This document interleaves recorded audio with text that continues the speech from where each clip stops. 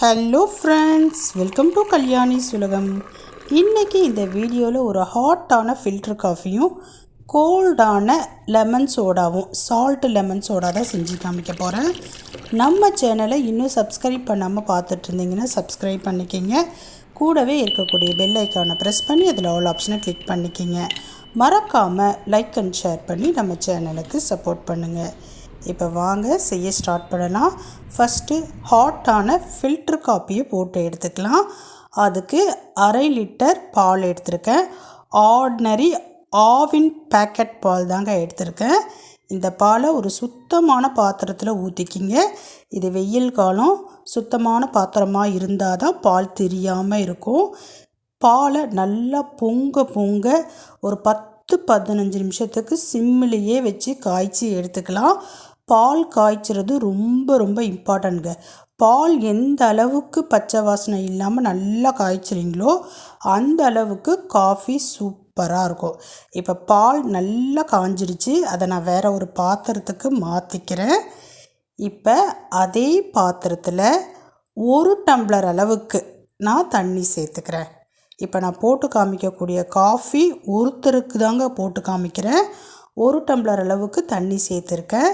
அந்த தண்ணி ஓரளவு சூடான பிறகு நான் என்ன காஃபி தூள் எவ்வளோ அளவு பயன்படுத்தினேன் அப்படின்றத நல்லா நோட் பண்ணிக்கிங்க. இப்போ தண்ணி பார்த்திங்கன்னா ஓரளவு சூடாயிடுச்சு. இப்போ இது காஃபி தூளுங்க. இது ஃபில்டர் காஃபி தூள், இன்ஸ்டன்ட் கிடையாது. ப்ரூ மாதிரி அப்படியே போட்டு கலக்கிற காஃபி தூள் கிடையாது, கொதிக்க வைக்கிற காஃபி தூள். இது க்ரீன் லேபிள் தாங்க, ஆர்டினரி க்ரீன் லேபிள் காஃபி தூள். இந்த தூளை தான் நான் பயன்படுத்தி காஃபி போட்டு காமிக்கிறேன். இதில் இருந்து ஒரே 1 ஸ்பூன் எடுத்துக்கிறேன். இப்போ நீங்கள் வீடியோவில் பார்த்துட்ருக்கீங்க பாருங்கள், அந்த ஸ்பூனில் 1 ஸ்பூன் சேர்த்து நல்லா கொதிக்க வச்சுக்கலாம். ஒரு 2 நிமிஷம் தாங்க ஆகும். சிம்மிலேயே வச்சுக்கிங்க. ஏன்னா நான் ஒருத்தருக்கு தான் போட்டு காமிக்கிறேன் நான், அதனால் கவனமாக பார்த்துக்கோங்க, ரொம்ப டைம் எடுக்காது. காஃபி தூள் போட்ட பிறகு லைட்டாக இந்த மாதிரி பொங்கின உடனே கம்மி பண்ணிவிட்டு சிம்மில் ஒரு 2 நிமிஷத்துக்கு விட்டுருங்க. நல்லா கமன்னு காஃபி வாசனை வீடு முழுக்க வருங்க. ஏன் பக்கத்து வீடு வரைக்கும் கூட போய் சேரும் இந்த வாசனை, அவ்வளோ சூப்பராக இருக்கும். இப்போ நல்லா கொதிச்சிருச்சு. இப்போ இதில் நான் பால் சேர்க்க போகிறேன்.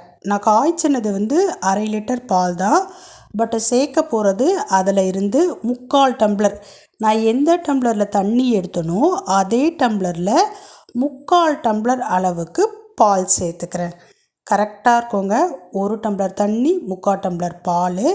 இது ரெண்டும் ஒன்று சேர்ந்து கொதித்து இறக்குறப்ப கரெக்டாக 1 டம்ளர் தான் கிடைக்கும். இப்போ பாருங்கள், பால் சேர்த்துட்டேன்.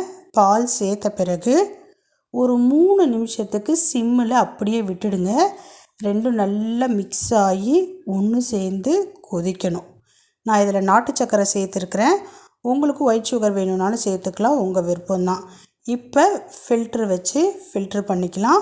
1 ஸ்பூன் அளவுக்கு நாட்டு சக்கரை சேர்த்தங்க. இப்போ சூப்பரான ஃபில்ட்ரு காஃபி ரெடி ஆகிடுச்சு. அதாவது ஃபில்ட்ரு கப் இல்லாமலே டைரெக்டாக கொதிக்க வச்சு ஃபில்ட்ரு பண்ணியாச்சு. சூப்பராக இருக்குங்க இந்த காஃபி. ஒரு டைம் குடிச்சிட்டிங்கன்னா டெய்லி இதே மெத்தடில் தான் போடுவீங்க.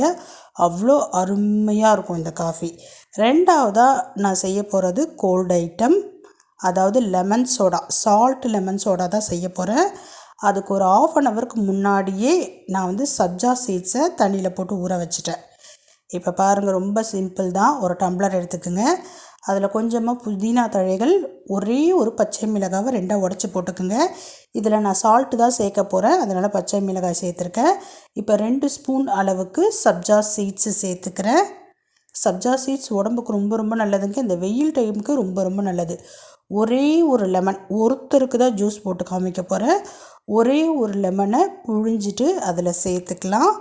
இப்போ ஐஸ் க்யூப்ஸ் இதில் சேர்த்துக்கிறேன். உங்களுக்கு எவ்வளோ சில்னஸ் வேணுமோ அதுக்கேற்ற மாதிரி ஐஸ் க்யூப்ஸ் சேர்த்துக்குங்க. கொஞ்சமாக சால்ட்டு சேர்த்துக்கிறேன். இப்போ இதில் நீங்கள் சோடாவையும் பயன்படுத்திக்கலாம், தண்ணியும் பயன்படுத்திக்கலாம், எது வேணாலும் பயன்படுத்திக்கலாம், உங்கள் விருப்பம்தான். நான் இப்போ தண்ணி தாங்க ஊற்றுறேன். இதை விட சோடா ஊற்றுனீங்கன்னா ரொம்ப டேஸ்ட்டாக இருக்கும். இப்போ ஒரு ஸ்பூன் வச்சு மிக்ஸ் பண்ணிக்கிங்க. அவ்வளோதாங்க, சூப்பரான சால்ட்டு லெமன் சோடா ரெடி ஆகிடுச்சு.